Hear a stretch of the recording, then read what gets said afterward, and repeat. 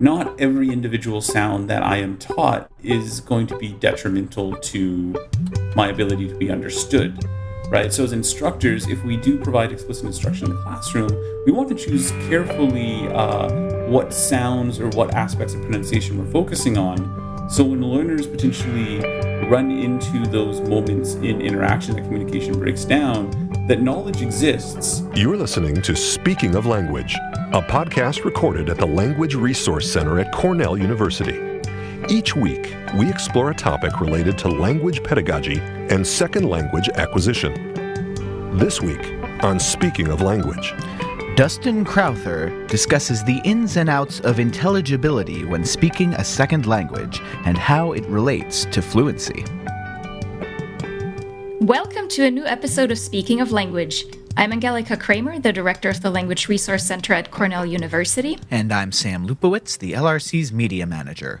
We are excited to have Dustin Crowther with us today. Dr. Crowther is an assistant professor of second language studies at the University of Hawaii at Manoa. He gave a talk as part of our monthly LRC speaker series on research investigating intelligibility and comprehensibility in second language pronunciation learning. We will extend our conversation about the implications for the classroom today. Welcome to Speaking of Language, Dustin. Thank you for having me. I'm happy to be here. Before we dive into today's topic, will you please share with our listeners a little bit about your background in languages and your research? I'll start by saying that, oddly enough, my interest in second language pronunciation isn't actually tied to my learning of second languages as much as issues I've had with pronunciation in my first language. Huh. So over the years, I'm from Canada, so I've studied French. I lived in Japan for 3 years. I studied Japan. Am I satisfied with my learning for either language? Probably not as much as I could be, but I have experience with those two languages. I spent a little bit of time learning Turkish as part of a research project using Duolingo before. But when it comes to my interest in pronunciation, it's actually more personal in the sense that as a child, I had a lot of issues with my own pronunciation. So I would go to speech therapy when I was quite young. I've struggled through a lot of my life to articulate within my own speaking. I have a background in theater, and one of the biggest difficulties I had was always, speaking in such a way that the audience could actually understand what I was saying. And I remember being taught to live in my vowels. So a lot of the emotion in speech is in the vowels, and that's where you can sort of elongate and slow your speech down. So when I came back from 3 years in, I remember when I was teaching in Japan, a student came up to me and asked, so just to take a step back, I was there on the JET program, which we typically go over there to teach English, but we're also more cultural ambassadors. So many of us go there with limited teaching experience or training. And I remember a student asking me, how do I say this properly, and not knowing how to basically give them proper instruction, which was sort of my jump off point to pursue more language teacher training. And then I just found as I continued to delve into it, I made the link between my own struggles in, my own English pronunciation as my first language, and then what I could potentially do to help second language learners of English as well. So that's sort of, in essence, it took me a while to sort of realize that connection, but Yeah. I think my motivation on pronunciation in a second language is very much based on my difficulties of pronunciation in my first. You gave a fascinating talk called Addressing Speech Comprehensibility in the Second Language Classroom, What 25 Years of Research Might Tell Us About Classroom Pedagogy. So, in a nutshell, what does the research tell us? Well, the research tells us that this construct of comprehensibility, and in this case, the working definition is the perceived degree of effort it takes to understand an utterance or understand a speaker. This idea of comprehensibility is multifaceted. There's really not one characteristic of speech that informs how easy or difficult a speaker is. And in fact, it could be phonological, it could be lexical, it could be grammatical, it could be tied into the background of the speaker, it could be tied into the speaking task that they are performing. So what a lot of the research has been investigating, continues to investigate, is really trying to understand this construct holistically And right now, what's interesting is, and I didn't get into this in the talk just because there's too much to cover, but we're now really viewing it as sort of the dynamic nature of these perceptions of comprehensibility and how listeners' perception is malleable in the sense that the more non-native contact I have, the more comprehensible I might perceive non-native speech to be. My perception of how comprehensible a speaker is can even change within the same interaction if I'm willing to allow for that in my own interactions.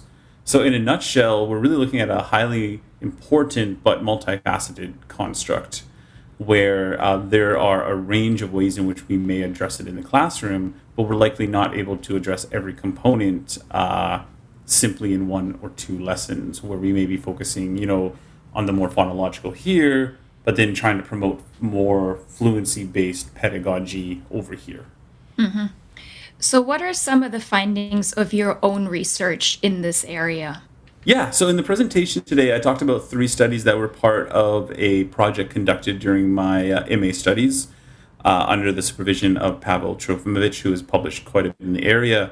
In those studies, we were looking at the effect of a speaker's first language background, as well as the potential effect of task. And just briefly, we found that comprehensibility, or how comprehensible a speaker is perceived by listeners, can very much depend on the first language of the speaker. We found that for Chinese speakers of English, how comprehensible their speech was tied into their segmental accuracy, or how accurately they were able to produce individual sounds. For L1 Hindi speakers of English in the same study, how comprehensible they were was based on their lexical and grammatical choices. What's important to note in this case is there was no, based on high stakes proficiency assessment of these students, there was no group differences. So despite being equally proficient in the language, their comprehensibility differed based on their first language background. And then the follow-up study focused on task, and what we found is that as a task became more complex, we saw a greater and greater role of lexical and grammatical usage in language, informing how comprehensible a speech is. So we can interpret this as being more complex tasks typically require speakers to use more complex language, which there's different directions of research we can consider that we don't have time to delve into, but understanding that given that the language is likely less familiar to them, suddenly lexical and grammatical considerations, along with phonological, are going to potentially influence how comprehensible their speech is. It's fascinating. Can you talk to us a bit about the role that fluency plays in L2 pronunciation? Right. And this is an area that I'm really interested in right now. I'm actually teaching a graduate seminar here on fluency development, so I'm even still developing my own knowledge in the area. Fluency has been, I think we have more of these intuitive understanding what fluency is, but it can also be considered on a far more technical level. So intuitively, we often think of fluency potentially as how proficient a speaker is in the language, or how quickly or how slowly the speaker may speak in that language. What we've been looking at this semester has been drawing upon the work of Norman Segalowitz, who's divided fluency into cognitive fluency, which is really talking about the speech processing that occurs in the mind before we deliver an utterance. So conceptualizing the message, giving the message shape in terms of vocabulary, grammar, and phonological properties, and then being able to actually articulate that message. This can lead into what Segalowitz talks about utterance fluency, and this is generally what we see measured in comprehensibility research. So how many syllables does a speaker produce during the utterance? How many syllables are they able to articulate on average between two pauses? How frequently do they pause during an utterance? And we found that many of these temporal measures of fluency that are a reflection of the cognitive processes are highly associated with how with how comprehensible a speaker is perceived to be. And so in this case, we can see phonological influences in terms of pronunciation of individual segments, word stress, sentence stress, informing comprehensibility, but also different measures of their temporal fluency or measures of the rate in which they are speaking. So, did you find any, or are you aware of any differences between languages here? You mentioned in your own research that you looked at speakers of different L1s. Has there been any difference that you are aware of in terms of fluency based on the speaker's L1? It's an interesting question, and this is what we're looking at in my class currently. A lot of the literature I'm familiar with when it comes to fluency has often focused on English, at least the literature that I've been reading. So I recently collected a mini speech corpus of foreign language productions here at University of Hawaii, since we have such a wide range of foreign languages. So I have speakers interested with COVID restrictions. It's been a fun study because they were completing their recordings remotely using Extempore app. But we have speakers from Japanese and Korean backgrounds, and this is the question that we're actually looking into this semester. So a team of my students are analyzing the 11 Japanese learners and the 11 Korean learners to see whether there's differences across 200, 300, 400 level learners, and their temporal measures of fluency. Okay. So ask me in a year or so when There we've we go. analyzed those samples, and I can probably give you a more clear discussion. We do know in fluency research that there are certain aspects of fluency that carry over from the first language. And so for some of the measures, this is the case, but for other measures, not so much. One of the key differences typically, though, is where pauses occur. And typically non-native users of a language, especially those who may be less proficient, they seem to pause more in the middle of a clause as opposed to the end of a clause. Whereas native speakers, we tend to, pause at the end of a clause. Okay. That's Yeah. one of the questions we're going to investigate more. You also talked a little bit about the role of tasks and task complexity. Can you synthesize for our listeners what that role is? Yeah, so, and I think it's also sort of linked some of the other discussions we've been having. We found that, so in the 2015 study in Modern Language Journal, 2018 study in Studies in Second Language Acquisition, and a recent study in Journal of Second Language Pronunciation, we found that speakers generally are more comprehensible on less complex tasks, right? So as the task becomes more complex, their comprehensibility goes down. So we do have to recognize that comprehensibility is not a static construct. If I'm comprehensible now, doesn't necessarily mean I'm going to be comprehensible performing a different speech task. So as instructors, as we begin to place more linguistic constraints on our learners, they're going to have to draw upon a wider range of resources or be more creative in order to respond to prompts. And this can sometimes, especially when they're trying to use language they are either unfamiliar with or less familiar with, this is going to potentially lead to language that is less comprehensible. What's interesting, and this is a study that I am currently writing up and trying to submit later this week, is coming out of my dissertation data, speakers had completed 4 different tasks. And they were on a continuum from least complex to most complex. On the least complex task, there were no differences between the speakers in how comprehensible they were. But as task complexity increased, there was one group that started to differentiate itself from the other speakers. So we start seeing more and more differences between speakers in terms of comprehensibility as task complexity increases. So if I am comprehensible on a complex task, I am most likely going to be comprehensible in less complex tasks. So I think it's really interesting when we look at the use of tasks in the classroom that we shouldn't necessarily shy away from tasks that may be difficult for learners, because these more difficult tasks are going to require them to use features of the language that will allow them to be more comprehensible in the long run that they may not be required to use on less complex tasks. And this can lead to more naturalistic development through meaning-based activities as well, as opposed to basically just drilling specific aspects of pronunciation, working through vocabulary lists, etc.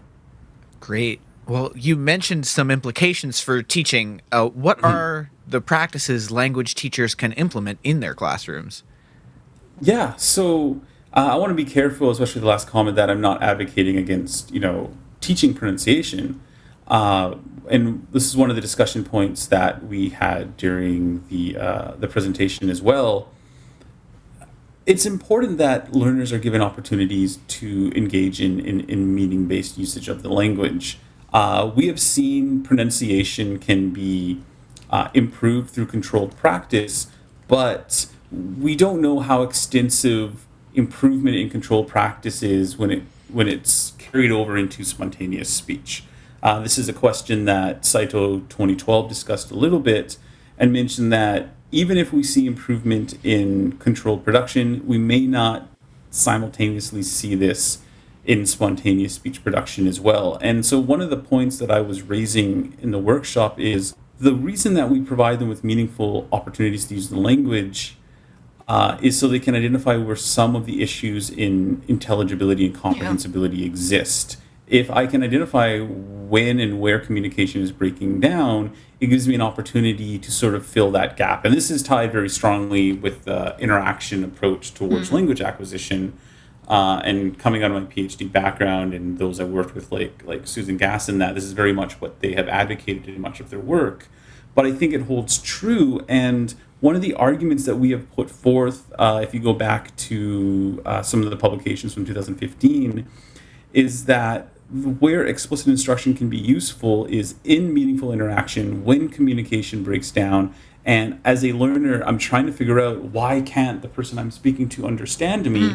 I may reflect back and say, oh yeah, I know this sound can be problematic, so I'm going to take a moment and try and articulate more clearly. Right? The importance here is the emphasis now is on global issues, not necessarily local issues. Not every individual sound that I am taught is going to be detrimental to my ability to be understood, right? So as instructors, if we do provide explicit instruction in the classroom, we want to choose carefully what sounds or what aspects of pronunciation we're focusing on.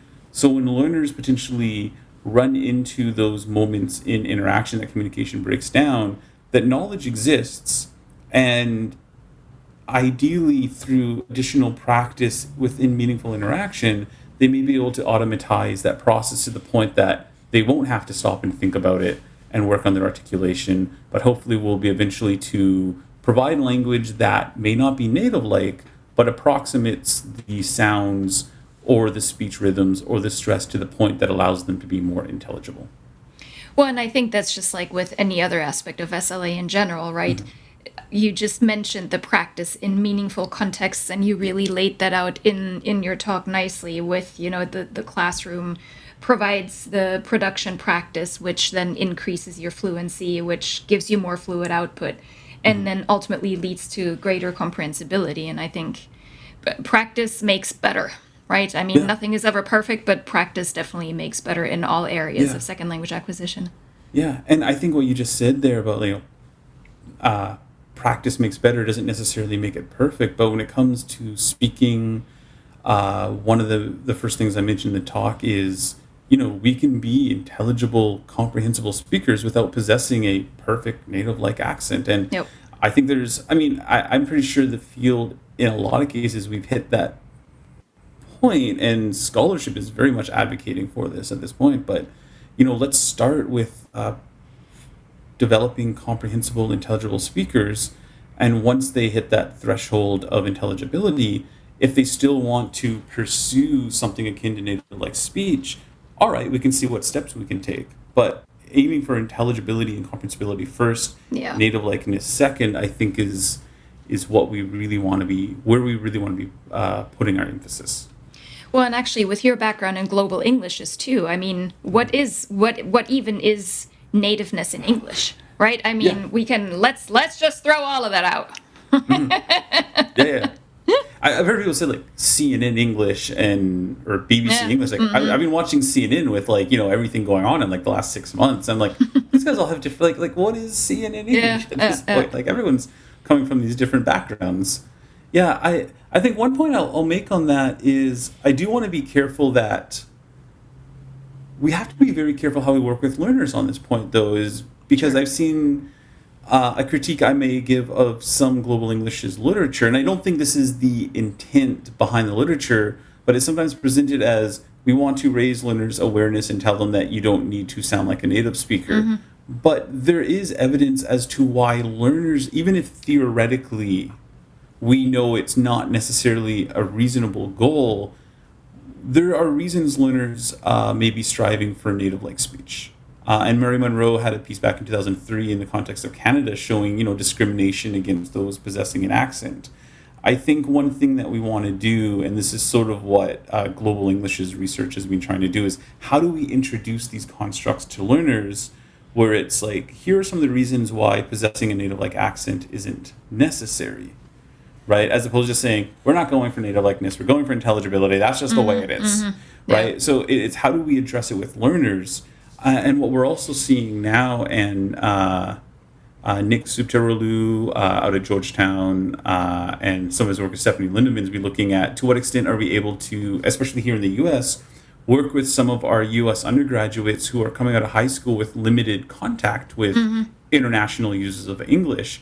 And so how do we go about this without strictly putting the onus on the speaker?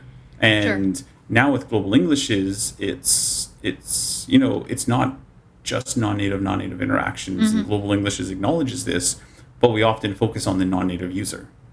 How do we raise awareness with the native users as well?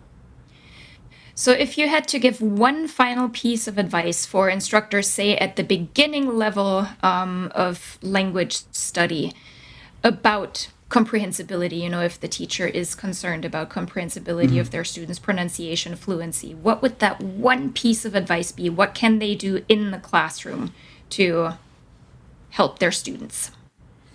I would say focus on global as opposed to local errors. So if you feel the need to provide feedback, and students often want feedback, I think for a lot of teachers, our instinct is to provide feedback. Focus on those errors that are likely to lead to loss of intelligibility, loss of comprehensibility, or communicative breakdowns. And that would, I think, one piece of advice, that is what I would mention here. Wonderful. Right? Thank you.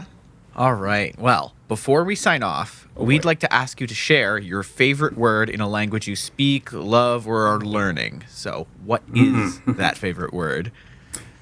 All right. So I'll give you the response that you may cut out of the podcast.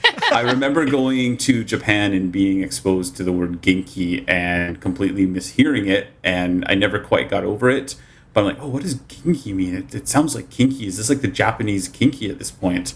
But no, I actually, so to start that again, I've always found, the word genki interesting because I think coming from English, when I first heard the word, even though it's a clearly different word than kinky, I had these immediate thoughts of what the word genki might mean. But really, it's like happy, high energy, sort of ready to go, sort of the interpretation that I picked up when my students would use it. I also just liked sumimasen in Japanese because it's like this all-inclusive, something goes wrong, just say sumimasen, and all is potentially forgiven. Bump into someone, sumimasen. Oh, we're good, right? Make a mistake, sumimasen. I'm pretty sure I've overgeneralized the use of it, but when I first got to Japan, and spent 3 years there, but when I first got there, those two words were the ones that have just always stuck with me because I was sumimasening everywhere for like the first year when I was in trouble. Wonderful. Yeah. Well, thank you so much for speaking of language with us today, Dustin. Yeah, it's been a pleasure. Thank you for having me. Next week, Jennifer Beaucaire-Smith and Bianca Lewis will join us from Cornell's Learning Strategies Center.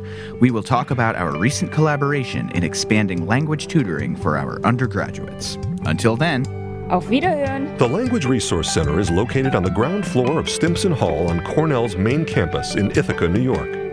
Check us out on the web at lrc.cornell.edu or look for Cornell LRC on Facebook and Twitter. Speaking of Language is produced by Angelica Kramer and Sam Lupowitz. Recorded by Sam Lupowitz. Original music by Sam Lupowitz, Dan Gable, and Joe Gibson. Thanks also to the College of Arts and Sciences at Cornell University. As a reminder, the ideas and opinions expressed on this podcast do not reflect those of the College of Arts and Sciences or any other official entity of Cornell University. We thank our listeners, and do stay tuned for our next episode.